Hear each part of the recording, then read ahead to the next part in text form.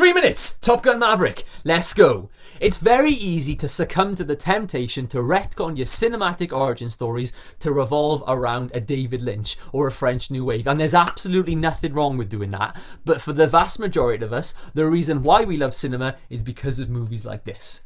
Welcome back to RVW Movies, home of the 3-minute movie media. I'm RHYSEHT, and today is my birthday, so I'm taking the chance to celebrate by reviewing a movie that means a lot to me. And surprisingly, that's not this movie, it's not this movie, and it's not this movie, but it's Top Gun Maverick, a movie that's very important to me for a number of reasons. First of all, it's a movie that I wish RVW existed for when it first came out, but it's also a movie that I watched on screen at the BFI IMAX with my mother for her 50th birthday.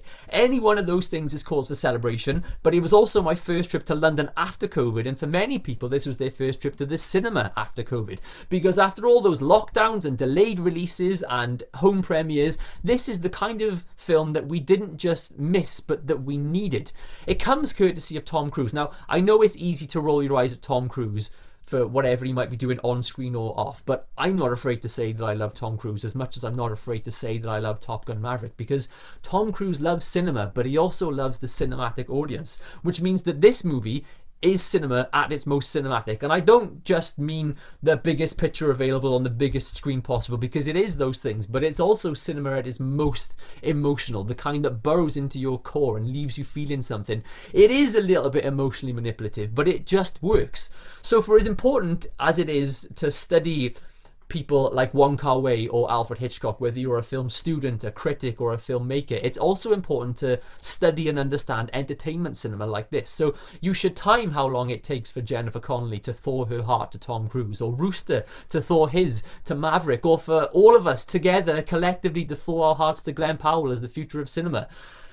Because even in the moments when this movie is cheesy as all hell, and it is cheesy early and it is cheesy often, it is the kind of cinema which, like I said, just works.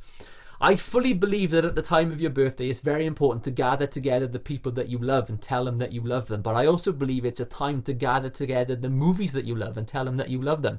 And this is not the first time I've written something about Top Gun Maverick, and you can read my original review if you want to see how much I'm self-plagiarizing. But I'm going to end it on a quote from that, which is actually a quote from Roger Ebert, which is to say, this is cheeseburger cinema. It's big, dumb, loud and proud American midsummer cinema, but here is the thing about cheeseburgers. Whether they are a ragu beef patty under a brioche bun with rocket leaf and Emmental, or whether they're drive-through end-of-night side-of-the-road sloppy burgers, the end result is the same. Be it a burger, be it a summer blockbuster, which is to say that when it's done right and when it's timed right, it is the greatest thing in the world.